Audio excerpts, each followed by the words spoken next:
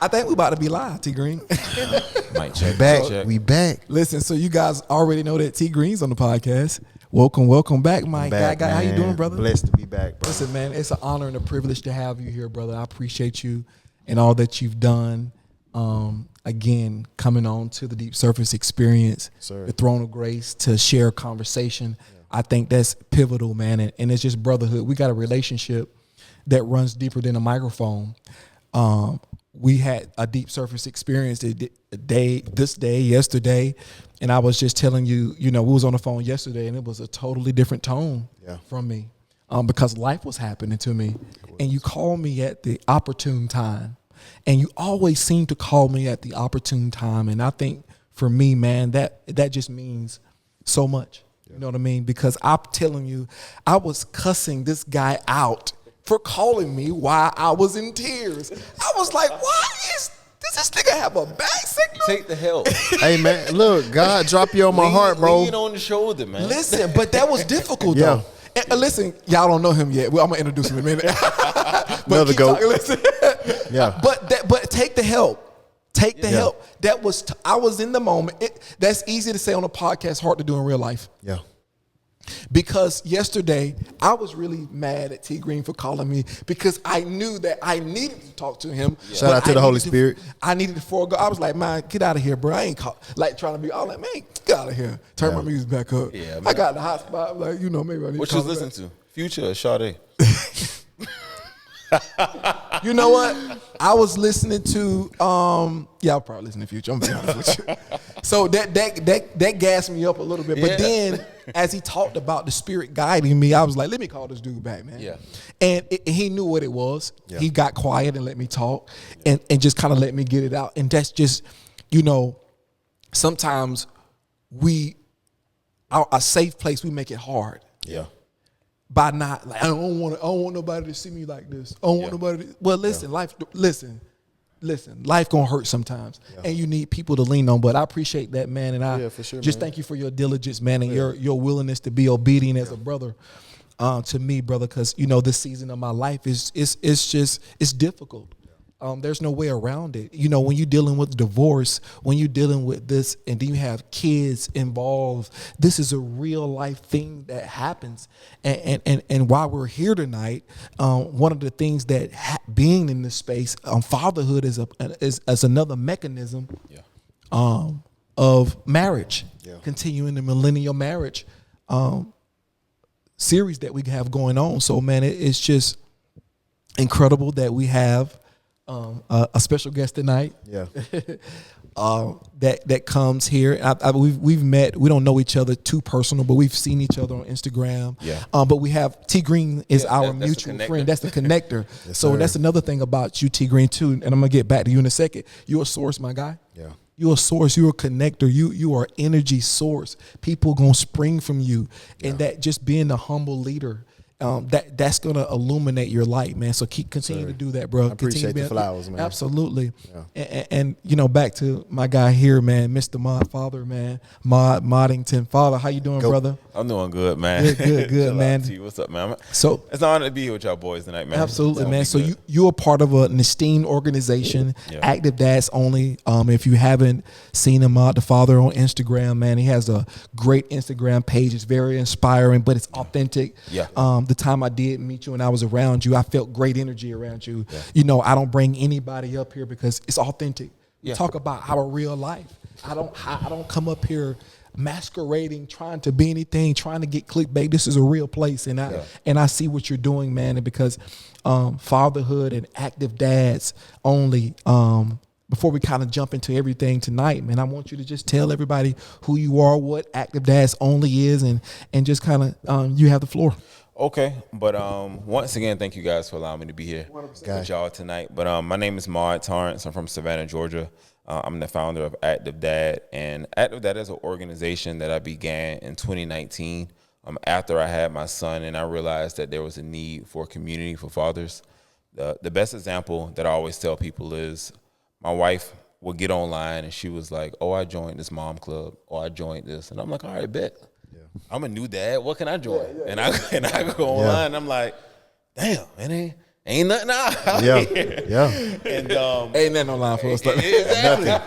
Nothing. I didn't see a lot of resources and things, and something that one of my line brothers told me years ago that I always hold near and dear to me is that he told me I was a social entrepreneur, because if I see a need for something and I can't find it, I'll create it. That's good. So I'm like, all right, bet. That's good. It's no dad stuff. Like before Active Dad, I had a youth empowerment nonprofit, Project Inspire. We did Project Inspire from 2013 until about 2018, 2019. Wow. And just because I saw the need of giving back and kids, just that had a similar background as me as well, and just knowing like, hey, like when I got ready to go to college, I was a first time college kid. It was a lot of stuff that I wish I knew. So just giving back and doing things from there. But back to Active Dad, it began as merch. Okay. Like the shirts, me and T Green, he had the Active Dad's only shirt on. Feel good too. I got I just got the regular one. He has the newer one on, but after I became a dad, I was like, I like to be fly. I like to have a little swag. And the best dad ever shirt is what you always see. Number one dad, best dad ever. So I began doing merch, and then from there we would have play dates. I would just link up with some guys like, hey, let's take the kids to the park. Let's do this and let's do that. And then from there, the need grew, and I saw that there really wasn't community for fathers. So fast forward into now with Active Dad, my main focus initially was changing that perspective of Black fatherhood and just fatherhood in general. Absolutely. Especially in our community. Yeah. I think now we have so many other dad organizations. Like we have myself, Osei, who's one of my friends in LA with high performance fatherhood coaching, Daddy and Sense in Alabama, Dear Father, shout out to Lamar, just a lot of different guy groups that are all over the US that are doing that same, I would say, mission. And for me with Active Dad, I then shifted to just creating community and creating networks for dads to have, because I realized I'm an extrovert, I'm a connector, but it's a lot of people that don't have people to lean on. So what we do now, every third Wednesday, I host a virtual dad tribe call. These calls, we have dad tribes in 11 different cities now. So literally from the East Coast to the West Coast, we have dad tribes, and we're on these calls and we're talking about everything pertaining to fatherhood, allowing guys to connect with other guys. The events have grown and magnified. T Green has been an Ice Cream with Dad. Ice Cream with Dad started off as an event. It was a play date. We would just go get ice cream with the kids. And last year I posted a reel online from it, and the response I got, I was like, you know what? Let's take the show on the road. So last year we did Charlotte, Atlanta, Savannah, Raleigh, and Augusta, and the response was crazy.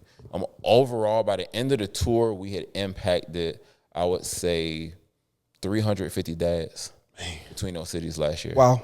And this is just, and we're just promoting it as, hey, come out with your kids, get ice cream. But what men were able to realize is it was creating community with us getting together. For our kids, it's allowing your kids to meet new friends. Some people's kids struggle to make friends. Yeah. So now you know how it is being a parent. You want to know who your kid's playing with, who they're around. So you already know who they're with. Blessed to say we're wrapping up the Ice Cream with Dad tour this year. We did 5 cities last year. This year we did 11 cities. Look at God. And the leg one of the tour had already surpassed last year's numbers. We had a total of about 500 guys between all the cities that are on the first leg. And I'm headed to Savannah tomorrow. We have Savannah going on Saturday, Huntsville, Alabama going on Saturday. Then the last event's going to be in LA next week. That's crazy. As well.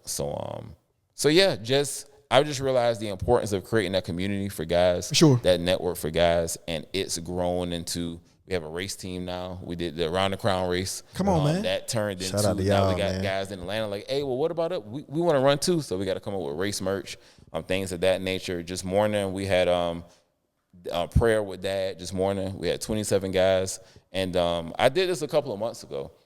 I just like, hey, guys, we should get on here and pray, because when it's all said and done, I'm a church boy. So I was like, we should just pray, and we prayed together. And one of the guys, Quan, yesterday said, hey, can we pray again? I said, all right, bet. So I put it in our group chat, and then I was like, you know what? Nah, I'm going to just drop a little flyer on Canva, throw it online. Threw it online, and then guys just started responding like, cool, I'm going to hop on. Just morning, 27 guys. Look at God. And we didn't post the flyer until 9:30 last night. Man, that is 9:30. I think I seen it.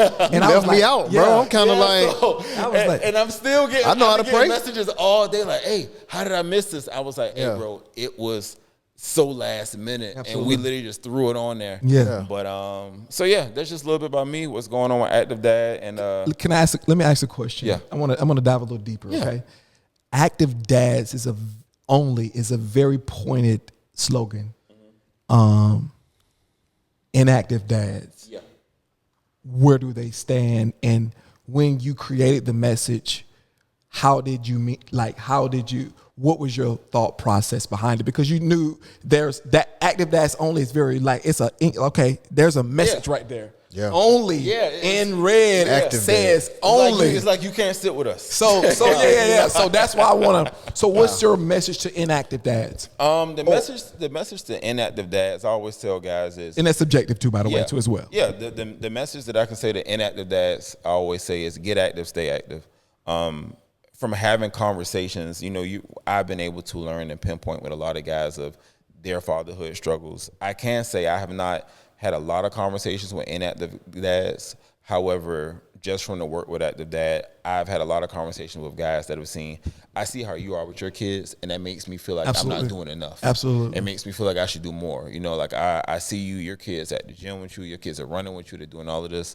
So from that, I just say, I think as men, we all have a social responsibility to inspire those that are around us that are open to it. Yeah. I'm not forcing nobody to do what they have to do. Yeah. But, if you're around and if two of us are together and we're doing a whole lot of good stuff and say T's around and he's not around at first, but then he comes around, after a while, he's going to be like, you know what? If he's not on the same page with us, that discomfort and insecurity is going to 100%. step it up some. So with the Active Dads only, we got shirts, we got hoodies, and whenever people see them, they're like, yeah, I like that. Yeah, and it's accountability. And that's when I see, I want to know your perspective, but I see accountability. Yeah. I see you need to be uncomfortable. Yeah. These kids cannot be out here on their own. I'm a loving listen, I got a big heart. Yeah. But I have a low tolerance for babies out here by themselves when there's capable people to take care of them. Yeah. Who created them. Responsibility is scary in this world. Yeah. As an adult, it's scary. And times have changed too. Absolutely. Yeah. So we now, but I don't know anybody who don't have their kids. Yeah. I don't know anybody who don't take care of their kids. I think there's stats to support that there's inactivity in fatherhood. I don't think in all races. Yeah. But I know a lot of active fathers. In fact, you wouldn't be around me. We're not even having this conversation if you didn't take care of your kids. Yeah, you're not in my circle. All my whole tribe take care of their kids, straight up. And if you don't, I gotta watch you. Yeah. If you don't take care of your kids, who am I to you? What you gonna do to me? Well, you'll do anything to me. There's no loyalty. Yeah, you're and I live on loyalty. I think loyalty is a, for most men, loyalty, it means a lot because especially black men, we're not secure in this world. Yeah. We're very insecure as a collective. Yeah. We're insecure men because there was a lot that was left out for us. Yeah. I'll tell you a quick salvo here. October the 28th, 1924 is when I was thought of. That's when my father was born. And this month, if my father was living, he will be 100 years old. Wow. 100 years old. I come from that type of stock. Yeah. I was thought of at 1924. I came to earth. I was in him. He just had to get me out of there. He had to get me out of there. Man, this dude crazy. Somehow. But I was in there though. So I got here in I existed then, and it's an honor, man. Just to want to give a shout out to my father. He died when I'll be remiss. We're talking about fatherhood tonight that I don't mention my own father, my DNA, my stock. This is why I feel so compelled to be great. Yeah. My father was great. My father was a business owner. My father owned a taxi cab so he could take people to church. Absolutely. He was the bishop. He led thousands and thousands of people. He was a intellectual man. He was a man's man. You know what I mean? He was, I didn't get to see him and a lot. I don't recall a lot of memories, which is a gripe for me. which has been an empty, sort of hole for me. Yeah. But what I do, his legacy is unquestioned. And I want to be greater than him. I want to be better. I want to be just like him. I want to lead people. I want, he led thousands, so I'm getting millions, my boy. Yeah. So my drive is deeper than anything that's material. It's spiritual. I've always been on this fight. Yeah. I've been like this since I was 7. Yeah. Ask anybody. Before I had a bag, when I didn't have a bag, wherever I'm at, I'm going to dominate and conquer because I'm chasing a ghost. It's like LeBron James. He chasing Michael Jordan. Everybody else, whatever they doing. Yeah, I'm chasing a ghost. I want to carry on his legacy. He didn't get to see me become, but his spirit is here with me. Yeah. And paying homage, T Green, I understand that you have something we talked about, before we really start diving, man. Yeah. You wanted to pay homage because sometimes, man, it's tough being a father and it's tough for us to connect. Yeah. We was talking about earlier, Take the Help. I love that. Yeah. I think that's the podcast name, Take the Help. Yeah. Because that's tough. As much as you want the help, there's a gap there. There's an insecurity that lies beneath and lies deep. And I think paying homage and giving it out and using our emotions the right way. Yeah. Not crashing out all the time. Not using our fists, not using our abilities to harm. But, I want to pay homage to my father, William G. Talbert. Of course, and T Green, I understand, that you wanted to pay homage in your own way to your son, man. So I'm going to give you the floor here, brother. Yeah, man. I was me and Steve was talking today, man, and I just went in my notes and I typed in dad, because I remember typing up some a few years ago to my son. From the last episode, y'all know that's my stepson, but man, that's my son. Like, that's my blood. If I, it's no different. Yeah, I have a daughter by my wife, but my son is my biological son too. You can't tell me nothing different. So I was going through my notes, and I put in my notes, I put young king. I said, my prince, I love being your dad. I said, I promise to continue to show you how a man's supposed to handle things out here in this world. I said, I will show you how to work for things and not look for a handout. I said, God is your handout. You will keep him first in everything you do. I said, the odds are already against you, but we can't make excuses for that. You will continue to grind to get what you want and deserve. I say, you're already blessed because you have great parents that will pave the way for you and your sister. I say, continue to have respect and self-respect because character is everything, and it will get you very far in life. I love you, son. Man, wow. I don't even remember when I wrote this, but I just know that's how important a father is. Like, I want to be remembered. I was just walking around the other day. I'm like, you know what? I'm just going to randomly ask my daughter, if daddy was to leave today, I didn't want to scare her, but, I just want to know what she think of me. Because as a kid, as a grown up, I can look back and see what I feel and think of my parents. Absolutely. So I said, okay, what? Now I'm finna see what I really been teaching my kids, right? Yeah. So I said, you know what I'm saying? They're going to tell you the truth now. Absolutely. They're going to tell you the truth. 100% they don't lie. And my wife was around, so I kind of held my breath a little bit. Them daughters, boy, they different. So I asked my daughter, I said, what do you remember about daddy? What does daddy tell you? And she was like, she kind of like, what you mean? I said, if I was left today, what you going to always remember daddy telling you? She said, that I'm a princess and you want me to be a leader. That's not kind She said you want me to be a leader and I can be anything I want to be if I put my mind to it and keep God first. I said, man, that touched my heart, boy. About to bring me to tears. God, that is something. Man, it touched my heart, man, because that's what she gonna always remember. If I leave this earth today, she gonna remember what I taught her.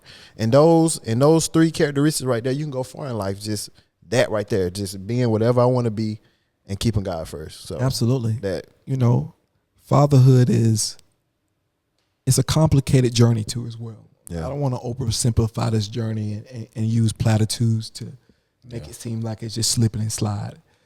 active dads only isn't just what you do, just handing out ice cream. Yeah. There's a sacrifice. When men, being a father is tough. There's a connection component that comes along with being a father. The mother for 9 months get to bond with the child. Yeah. The child becomes a part of her. That's why mothers are great with their children. That's why there is no comparison. I don't care how active we think we are. Motherhood is something that's supernatural, in my opinion. So, for us, there is the love, but the connection part, I think, is how inactive dads are birthed sometimes. Yeah. That connection point, sometimes if you and the mother aren't gelling properly, and then you don't know the difference between staying there with your kids and being mad at the person you're going to have to see, because it's tough to be in front of somebody that you have to forgive over and over again and see them and work with them. That is tough. It's difficult to do. So sometimes men, if they're not stable, if they have an unstable component, and they got trauma, because a lot of us, let's face, a lot of us got trauma. Yeah. That's just inevitable in life. I think we need to stop. Nobody's special. Everybody had trauma. Yeah. We need to go ahead and just say everybody got it in some form or fashion. So go ahead. But I mean, just piggybacking off that, as me and my mom was talking. She was down here a couple months ago. She was like, I ain't give you no trauma, did her? You know what I'm saying? It's like, Did you? Nah, mama, you didn't do anything. I love you, mom. Shout out to my mom, man. Shout out to you, mama. I ain't gonna say nothing crazy. I promise. Mama. I promise, cause my mama watch what I do. So I promise I ain't gonna say nothing crazy. But just to talk to you for a second, like, you couldn't teach me everything. You know what I'm saying? Like, as parents, Absolutely. we got to be okay with that. Yeah. We teach the kids what we want them to be, when we leave this world, or give them the tools, but we can't give them everything. No. Like, life got the best of me. Life was my best teacher. Absolutely. And that's the conundrum in life. Each generation, something has to be left out for them to find God in their life. Yeah. If I was to give you all the answers, you would never search for your creator, because you would have it all. You would never look for anything beyond yourself in terms of finding out why you're here, finding out why you're in purpose, having to struggle for certain things. Yeah. So trauma is a blessing and a curse, because it makes you strive for something better than what you are. Now, I'm not saying that it feels good. Nobody comes back from molestation. I'm not suggesting at all that that's okay, that you needed to go through that. I don't think that at all. Yeah. But there's certain things that we do bear the weight of, that we just going to have to bear the weight of in each generation. We're going to miss, as active as we want to be. Yeah. Our kids are going to have a conversation one day and say, I got this trauma because my mama and daddy didn't do something. And that's just going to be the conversation. They're going to agree. Absolutely. It's just what it is. We're going to worry, because when you become a parent, when you become a dad, that fear instantly creeps into you. Yeah. You instantly have, just this navigation system of your kids and where you want them to go.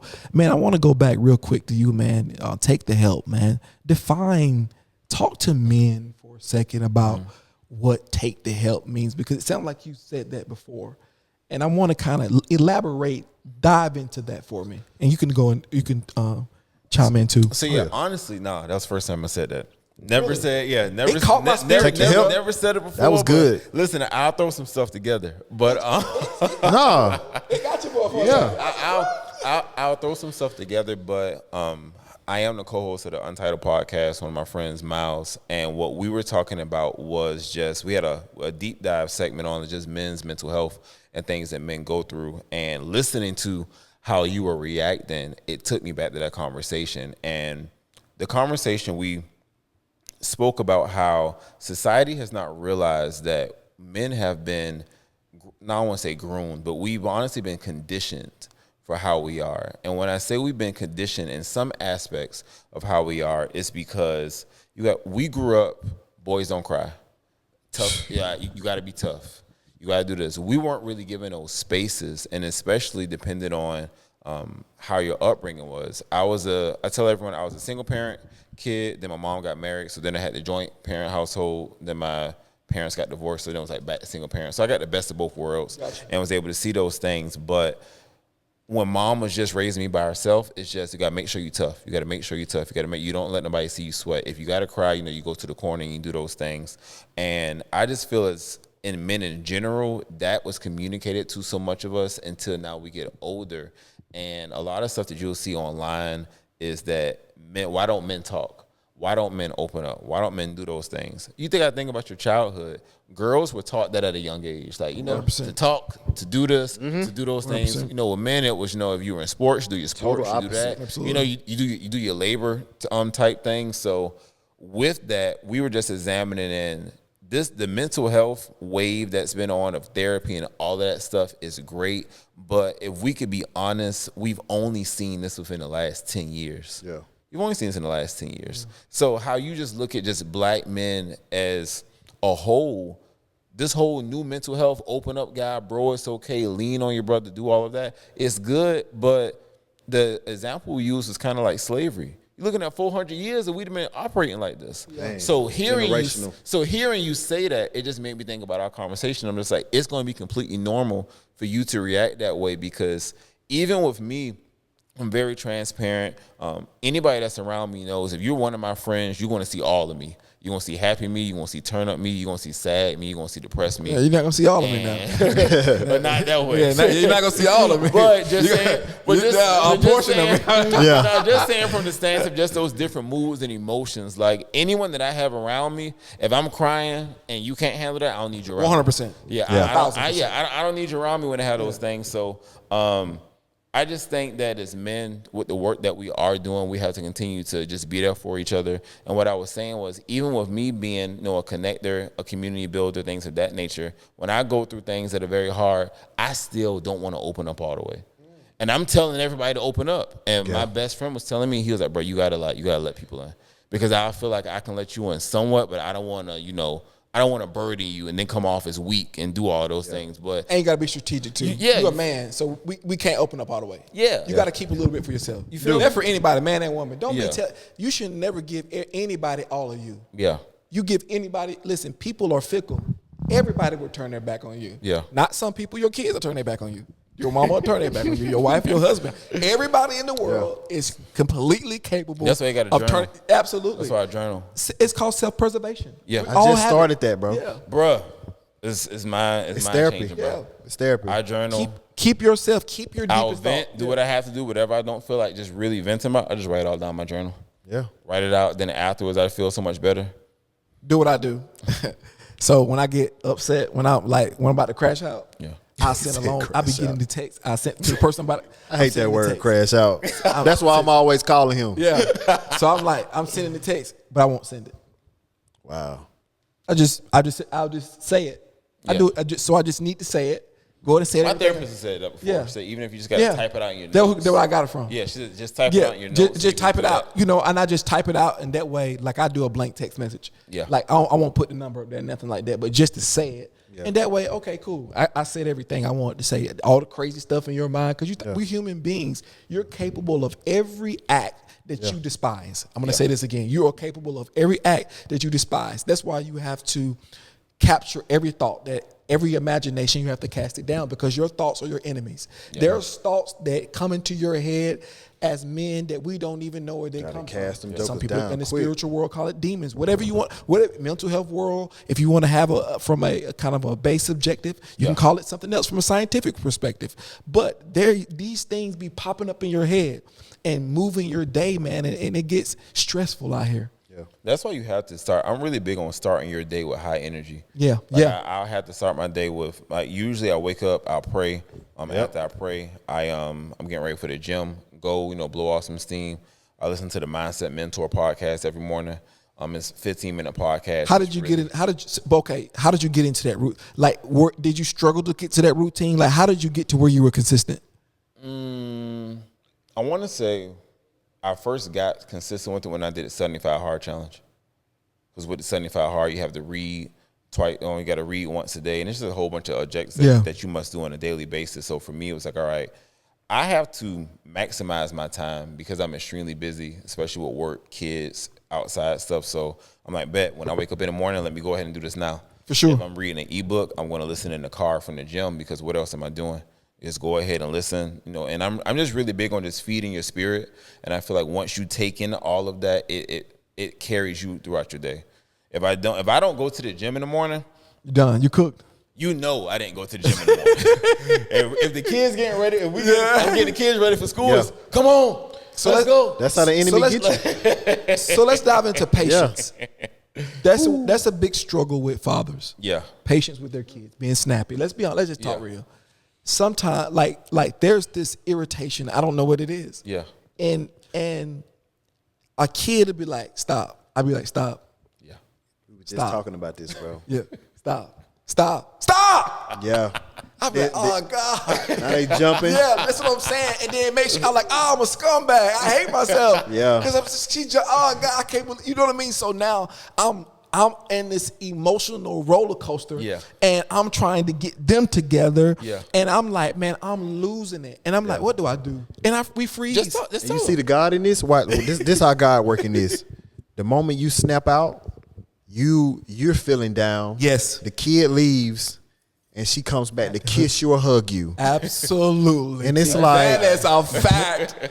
and it's Man. like, thank you, God, because I'm about to crash out in my own head. Look, man, you don't know how many times, bro, I didn't snap on accident and then had to go into my prayer closet Absolutely. and pray it off. How fast do you apologize when you snap? That's something that I learned, just the importance of, even when I may yell, then like 5 minutes, I'm like, hey, 2 minutes, I'm like, hey, I'm sorry. Yep. Daddy, sorry. Thank y'all for that, because I don't apologize. And I think this is why I do it, because kids are impressionable. Yeah. They have a lot coming at them.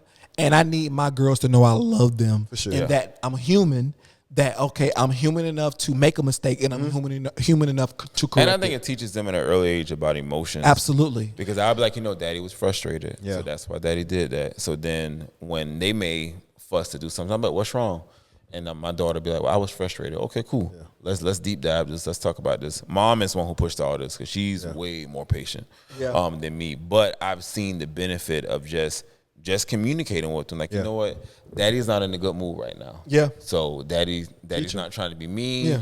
Let's calm down a little bit. Go ahead, T. Green. Man, shout out to my wife, man. Miyosha. Because me and her, like, we so tight, we don't even have arguments. We agree to disagree. Sometimes, not a lot.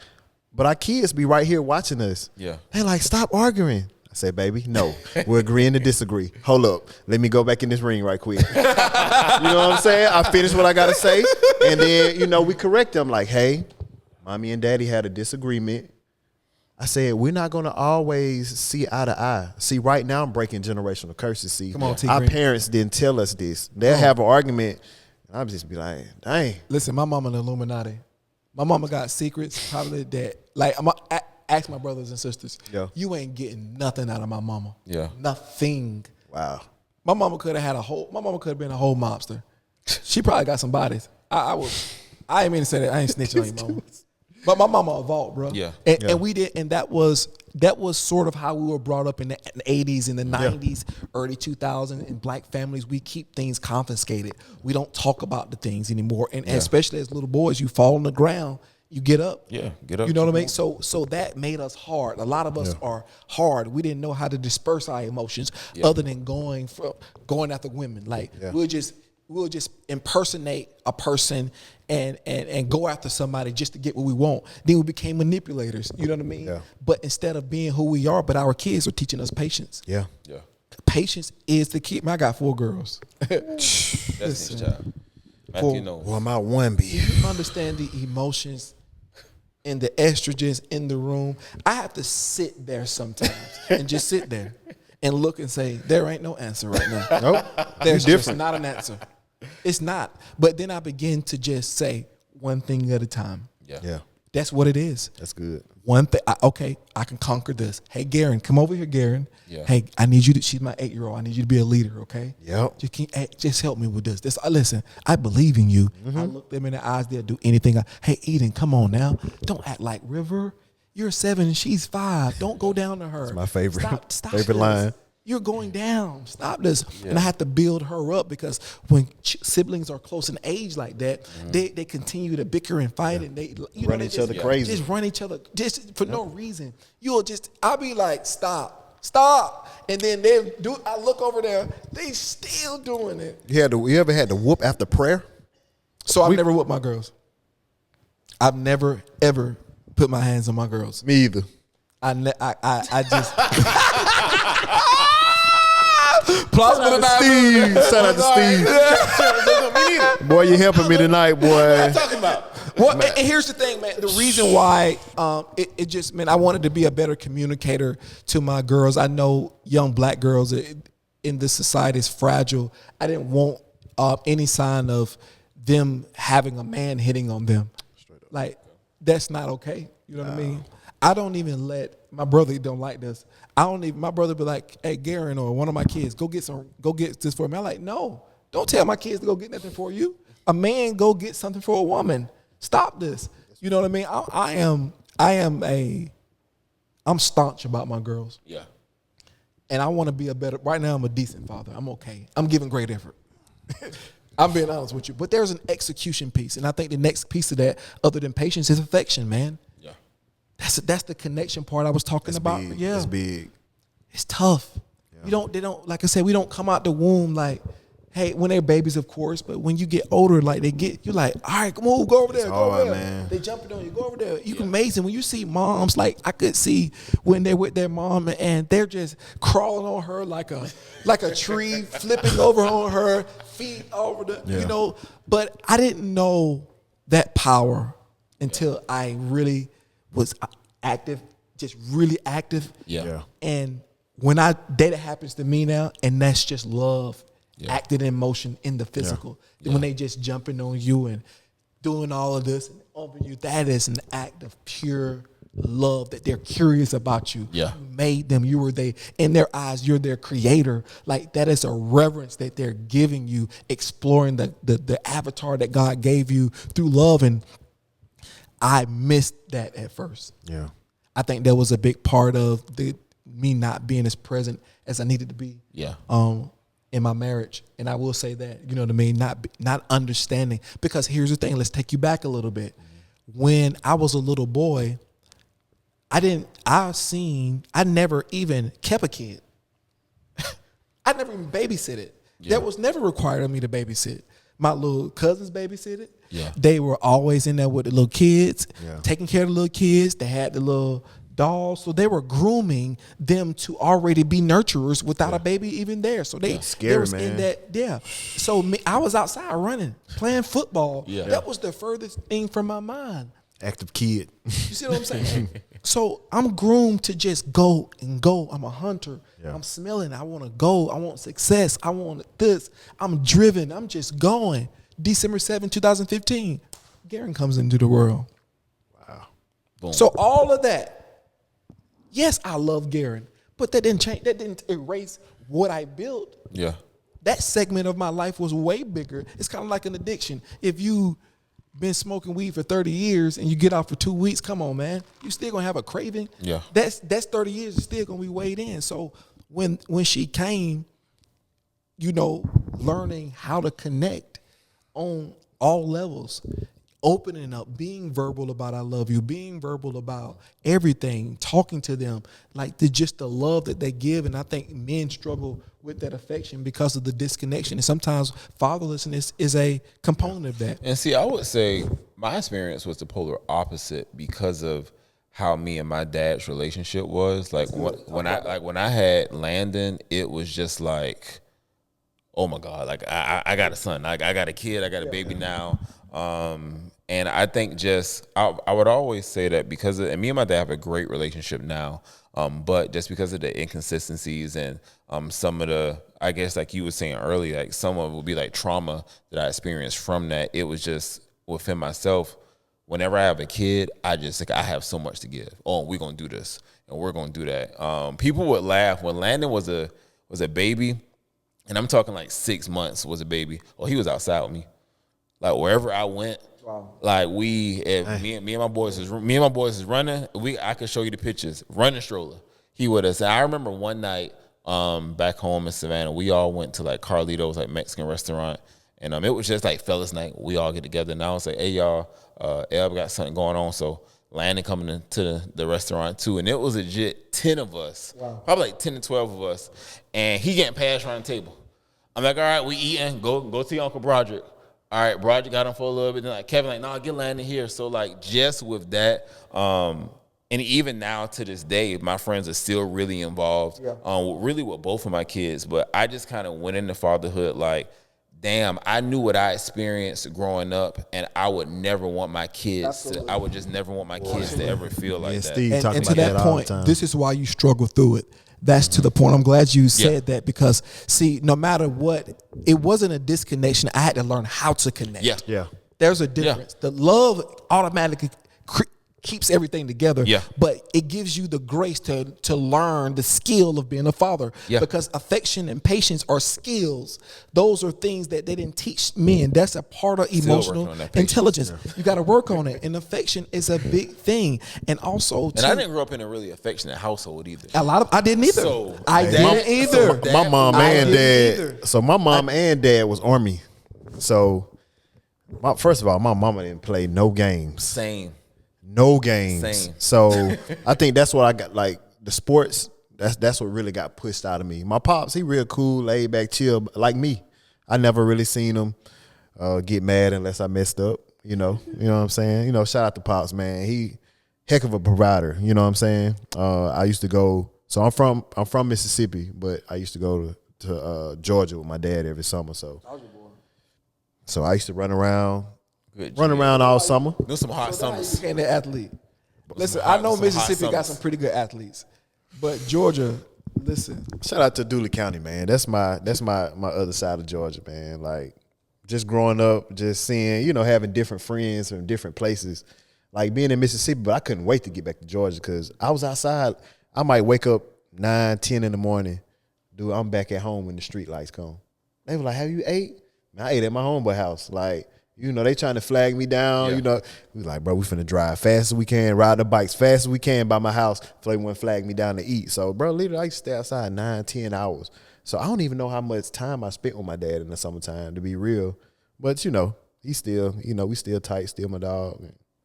Yeah, that's what it is, question. Man. Do you feel that because you said your parents were military and things like that, do you feel that affection just showed up differently? Because I'll oftentimes tell people in conversation, I don't feel like my family's just overly affectionate, but I know the love runs so deep, and how we show up for each other is just different. Like I'll always say, anything could be going on. Let's say, me and my sister, we never really have differences. Let's say me and my sister weren't talking, or whoever isn't talking, but if something happens, how we were trained is like you forget whatever's going on. Yeah. And everybody shows up for each other, like no matter what. Like whatever the issues is, you deal with that later. So I oftentimes would tell people when speaking around the affection point, like I feel like I learned that more through my kids. Yeah. But what I do appreciate, which I think is a big dad attribute, is the structure. My mom was so structured. She was so structured, and like growing up for me, for one, if you go to my mom's house, you think her house is a display house. Nobody thinks somebody lives there, because it was, you wake up every morning, you make your bed, you do this, you do that. And we had like 9 o'clock lights out. You have out. plastic on the couches? Nah. You ain't go that hard. Nah. That's grandma house. Yeah, that was grandma house. That was grandma house. That was great grandma house. Great grandma had the plastic on her couches. And I hated that. In the summertime, you sticking to it. Can't even fall asleep over there. Good. It's gonna be real. You sticking to it. I want to go over here, Mom. You pull yourself off. Did y'all go over grandma house? Say it again. Did y'all grandma Man, keep I y'all? love grandma house. Did y'all grandma keep y'all? Oh, yes, sir. Oh, yeah, shout out to Grandma Em. My grandma's 96 years old. She's still living. Shout out to Grandma Em. I know you gonna watch this. So 96 years old. So my situation was a little different. I was actually a great grandma's boy, because my grandma was living as well. But our relationship, like my relationship with my great grandma, and like me and all my cousins, like just how she really was. Like she was really like the big mom of the family. She died, and when she died, I want to say she was like 93. That's crazy. When she died, but it's a crazy situation, because I always grew up knowing my great grandparents, and I've never heard anybody say that. I've always grew up knowing my great grandparents, and I never heard nobody. Like, I'm talking. I just see the pictures. My great grandmama was It was almost a corpse when I seen him. My granddad's mom, my great grandma on my dad's side, my great grandma on my grandfather's mom, she died when I was like 9 years old. But on my grandma's side, my great grandma, she just died recently. And the funny thing is, I'm the only boy, and my great grandma will always say, who's gonna have we need another boy. We need another boy. My sister had a girl. All my other girl cousins had nothing but girls. And my great grandma always say, she was like, Ma, she just call me Bubba. She was like, Bubba, you had to be the one. Because ain't nobody bringing no boys in here. And I need me another boy. That legacy. And she literally died March 2015. And we found out later on that year we were having a boy. Wow. And everybody was just like, damn, bro. Like, man, that hurt. My grandma passed away right before my daughter came. Yeah, it does, man. That's literally how life happens, man. Yeah.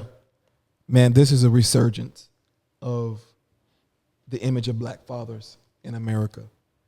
We was robbed of our dignity. I want to give the old heads, some respect. They've got a lot of dirt. There's a lot of campaigns that's been run on the back of their failures. Yeah. And their failures have never been the story that's never been told properly, because nothing just happens in life. There's always a story. And black men in America, we need to be accountable. Let's be clear. Let's not talk out of two sides of our mouth and try to act like we're righteous. This is not a righteous conversation. This is a grace conversation. Yeah. Unmerited favor. And I think this is a resurgence for us to reclaim the name of righteousness with our children. They're our glory. Yeah. It means something to be a father. It means something to see your kid and be there for them and be protection for them. That means something. And I think it is organizations like yours, it is friends like you that keep the world going and keeping that legacy alive, that we are this is a revolution, and it will be televised, and we're here, and just know that we're the leaders of this society. T Green, we're the leaders. Like, there ain't nobody else. Our fathers have done their job. Whatever, no matter what they've given you, they couldn't give you. There was a gap. There's something happened. There was a story, like your story right now is being told. Your son don't have a clue. He just sees you as a superhero until you're not.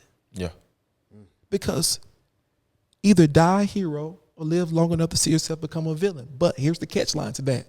As a father, you have no choice, because as time goes, as you progress, he's going to see that you're not as perfect. He's going to see that you're not this cool community organizer. You're flawed. I know you, Dad. You're out here doing all of this, but I know you. Be mindful, fathers. The resurgence is not just image, it's us doing the work. Work on yourself. Patience. Affection. Go to therapy. Get help. Take the help. It's tough. Take the help. I need help. Like tonight, I was going to counsel. 100%. I had it in my mind. I was like, oh. Man, I seen that text come through. It is. And he called me, and that was a resurgence, because he put the battery in my back. Because when I got it out, I got back to purpose. I got it out. I got back to purpose. I got back to being great, because I couldn't imagine 24 hours ago being right here doing what I'm doing now. Go ahead. I was just going to say that. I was just going to add that's just the importance of, like I was saying earlier with Active Dad, just having that community, having those people around and leaning, because it's funny. I had a lot of stuff going on this summer. I had a lot of great, but a lot of behind the scenes stuff. It was a lot going on. And I remember right before the Ice Cream with Dad tour started, it was just a lot of different, like, transparent, like my dad's been sick, and like just having like figure out stuff with him, and just like work stuff and life stuff, and just trying to balance it all. I remember talking to one of my friends, and I said, bro, Jamal, I was informing Jamal, I said, bro, I said, I can't take nothing else. I said, if anything else comes at me, like, I can't carry nothing else, bro. Literally, that next day, by 12 o'clock, situation hit me. And that was the knockout punch for me. You put it in the atmosphere. It was the knockout punch, to the point where my best friend Broderick called me. I was crying uncontrollably till it scared him, and I was just like, "Bro, this whole tour." I was like, "Nah, forget it. It's like, cancel. I don't want to do it. I know that feeling. I was like, I want to do it. I was like, I'm not doing. I was like, I can't do it. And he was just like, nah. He's like, I don't give a damn. You doing it? You gonna do it? It's all right. We gonna cry together. And nah, you doing this? Nope. Nah, I'm gonna tell the other boys. They're gonna check on you. And nah, bro, we ain't stopping. Can't stop, won't stop. We gonna keep going. No. Yeah, we can't say that now. Yeah, we don't, stop that. You don't have to reference that. We don't want that. You don't have No to reference. D. All right. You don't have to reference that. Listen, But now you just Let's put the little bleep over that one. That was a cuss word. hey, that killing. Nah, shout out to him, And man. here's They the got- thing about, yeah. and to that point with him, Yeah. that is whatever he is. He gonna have to give an account for that. Yeah. But how they be careful or how you celebrate the demise of somebody. Because your time could come. Come on no now. matter how heinous you think the crime is. Yeah. Because people have done worse. They just haven't getting caught in a hotel camera. Yeah. They just didn't get it plastered all over the world. See, you better be careful how you deal with flawed people because you're flawed. One day, speaking of dads, one day our kids gonna get up in age and not do the perfect teaching that we gave them. Yeah. All the routine you give your kids, they still gonna get older and defy you one day. Yeah. Our love is going to be constantly tested. This is why mentally going to the gym, doing things to actively add to your life. We can all improve, but we must improve now. This is all a part of the revolution. The revolution is not speaking out, it's speaking in. It's looking within yourself. It's looking in the mirror and saying it's me, it's not them. Yeah. It's saying I'm going to get up and go to work and be excellent, even though I want to slack off. It said, I'm going to do the right things. I'm going to actively try to provide, not for $1, not just to make six figures, but to build a life for your family that's sustainable and that you're happy with. Stop going for this extravagant stuff because you see it. If you got to be with somebody for that, then let's start being more serious about ourselves. Man, do you even want anybody that wants you just for some damn money? Do you even want to live with that? That's what I'm saying. No. Stop listening to that stuff. Let's stop promoting that stuff. It's okay. If you just want to be a carpenter, man, be a carpenter. Thanks. If you just want to work at your job doing this, you don't have to be an entrepreneur. Let's stop selling that. You don't have to do that. And get somebody that's with you, like you for who you are. Part of this journey is escaping the mentality of the stereotype that this world has given us. Yeah. And it starts here. Active dads only, brother. Thank you, man. Yeah. Yeah. Y'all, man, believe it or not, man, I was on the first, I can't say the first, but Mott had me on the, what was the Active Dad called? We did the Fatherhood Summit, virtual summit. He put me on it. Man, he reached out to me like, you want to be on the Fatherhood Summit? I'm like, that's when I knew I was doing all right with being a dad. I didn't know. I was just being a good dude. You know what I'm saying? Taking care of my kids, trying to be better than what my parents were. And somebody seen that. So I don't do a lot of stuff to get to brag on myself or doing anything. I just do what I do and do it well, I guess. And I got the greatest mouthpiece in the world, so I brag on you. Pause. Maybe we try to be inspiring. We acting like niggas. You can't take us nowhere, K. You can't take us nowhere. That's what I love about black folks. You can't take black folks nowhere, but you need them everywhere, don't you? You just need them everywhere. Can't take them nowhere, but we make. Right. Man. And here's another thing. We bring everything to the table. Everything. Everything, fashion, the swag, style, swagger, the fun. That's what I'm saying, man. Energy. Nothing happened without us, bro. Like musically, everything, bro. We are the salt of the earth. Listen, what I'm telling you, people. We're the soul of the earth. Soul food. Think about it. We're the soul of the earth. Yeah. We're a purpose here for a reason. You are God's people. I ain't gonna get into all that, but you know. Yeah, that's funny though. Like we say, we are the earth, we the soul. That's why I created my pies, bro. That's exactly why. Talk about your pies a little bit. Food. Man, look. What inspired the pies? What? Dude, sitting there watching. The pies. It was good. Watching a Christmas movie, bro. The Last Christmas, the one with DC Young Fly in it. Okay. Yeah, I remember. Yeah. So, the wife had this pie recipe, and she passed away. And the whole family was looking for the recipe, literally the whole movie. Yeah. So I was looking at the movie, And God really just downloaded something in me. It was like, I was like, man, what can I be remembered for? Like, what can my kids remember? What can my family remember? What can T Green bring to the cookout? I like that. So, he dropped the pies. I was like, God, pies? Like, I ain't never baked a pie a day in my life. I'm sure that wasn't your list of things to do. Bro, not at all. On your list. So days went by. I messed around and told my wife I wanted to do it. So, days went by, weeks went by, and she was like, you still ain't cooked that pie yet. So at this point, I don't know if I talked myself out of it or just said forget it. But one thing, your wife is not going to let you. I guess it was a good idea to her, so she ain't let me. She like, oh yeah, you about to do that. I'm finna take you to the store, you finna buy all this pie stuff, and you finna cook this pie. So New Year's, we had this New Year's brunch where, the family come over to the house, eat immediate family or whatever. And I can remember putting that pie in the oven and her stepdad walking in like, what's that smell? I was like, man, I got a pie in the oven, man. I was kind of scared because I eat his pies. Black folks, shout out to Derek. Black folks are so judgmental. Boy. Oh, we're going to let you know about food. So I'm scared already because I eat his pies during the holidays. So I'm like, he was like, man, let me taste the pie. Man, no lie, y'all. He bit that pie and looked at me like, he said, man, what you put in your pies don't put in mine. I knew I had a hit. Then the next group of people came. They was like, dang, who grandma cooked this pie? I knew Real Men Bake was up. And it's been up from there, man. I'm so confident when they're cooking them pies.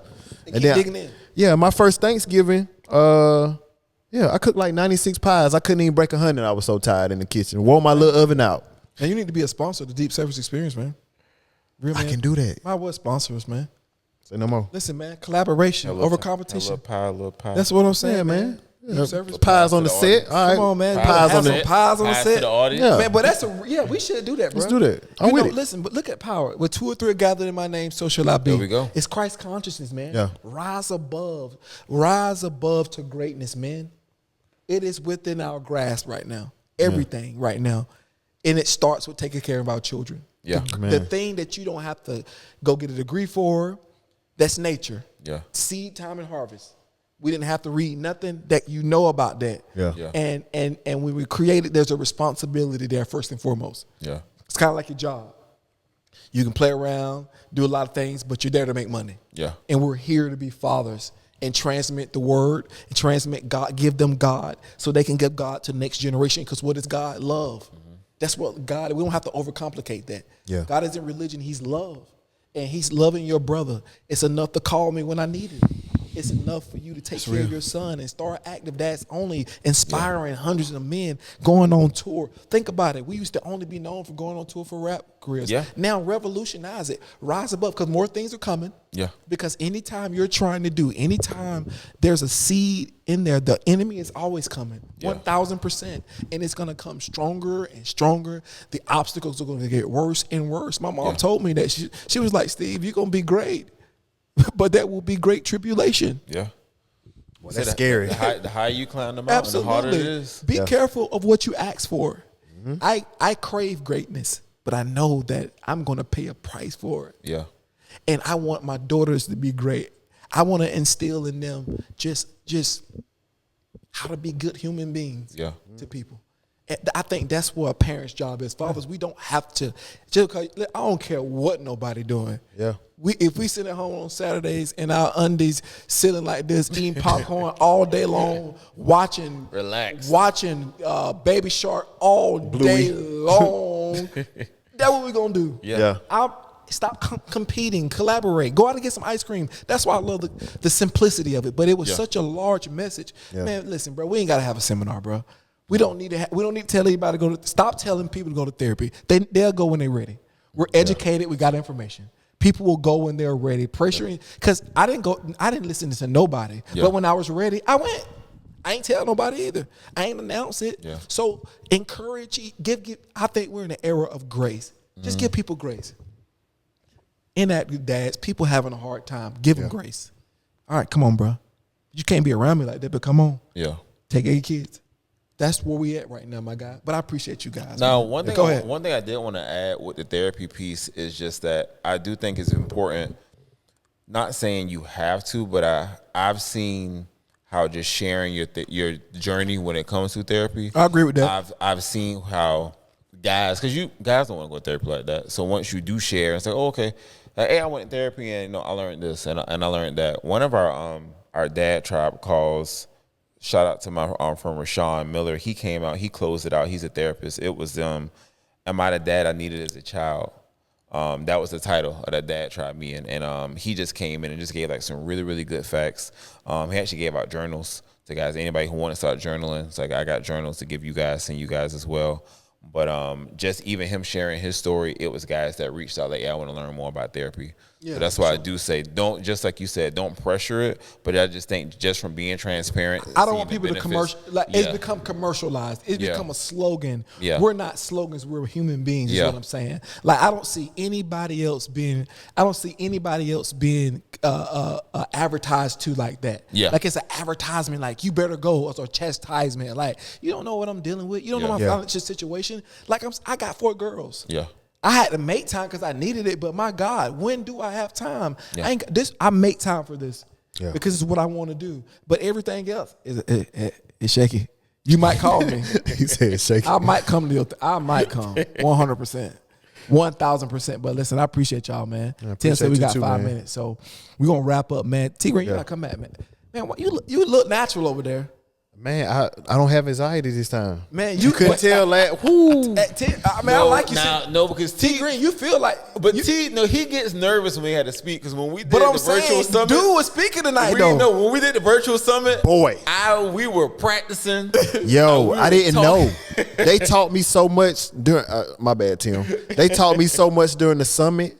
I'm thinking I'm going to get on. We would have prep and everybody would do their presentations and T was just like. I got on that thing and winged it. I said, I was just froze like. They was like, you okay? I said, no, I'm not. I think I got to go back to the drawing board. But through that, I learned like to prepare for something sometimes, you have to write your notes down. You got to prepare what you're about to say. You might not say it word for word because, Holy Spirit give you a lot anyway. So, I live from room for God, but I flowed so much better. But everybody on that call like, oh, bro, you good. Because they done did it before. Yeah. You get what I'm saying? But they huddled together. They pumped me up. The day I came back when I was ready for that summit, right? Killed it. Yeah. Not fumble. I ain't fumbled nothing. Yeah. But, shout out to you for that, man. Shout out for watching y'all. I get really nervous speaking in front of people. Yeah. I do. But public speaking, like just equipping myself, I think I'm going to do public speaking. You can do it. Yeah, I get nervous. I don't like, just shake it off. Pray, shake it off. And I think I can do it. I mean, I know I think, have I ever done it? Yeah, I have. You're doing it now. I think I have. I think anything I do, I think the confidence within a father and like from the grave, and I'll end with this, even his legacy, the work he did in life inspired me, and I wasn't even around to see or experience it. The Spirit carried, and it inspired me to want to adopt that, and I'm glad that hopefully one day I can live up to what he left on the earth and leave my daughters some of that too as well. And I hope you do the same for your son and your kids as well, man, and every father out there alike, man, and stay strong, man. This is a resurgence. I believe, trust me, we will not give in. I'm not playing about this, but it's just simple. Yeah. Just start with whatever you can do. That's it. That's the resurgence. It ain't nothing. You don't have to sign a form. Just start there, and then we will build upon that. Yeah. Once we get this, we'll take it. And we got mods right now to help us build, because you're going to be a great community organizer right now. I'm telling you, man, God doesn't connect like this unless there's greatness on the horizon. Yeah. We're on the rise, man. And I see, hey, man, at the top, it's going to be beautiful, bro. We locked in, man. We locked in for life, baby. Like your brother. You look good, man. Hey, you got to come back and be regular, bro. I'm coming back, You feel bro. natural, bro. Like, you my nigga. I'm coming back. Yeah, you be calling me, too, so you my guy. Yeah, bro. It's real, bro. Real love. Y'all subscribe to the Deep Service, Instagram, YouTube. Tim telling us to go. So we had fun tonight, man. I had a lot of fun tonight, man.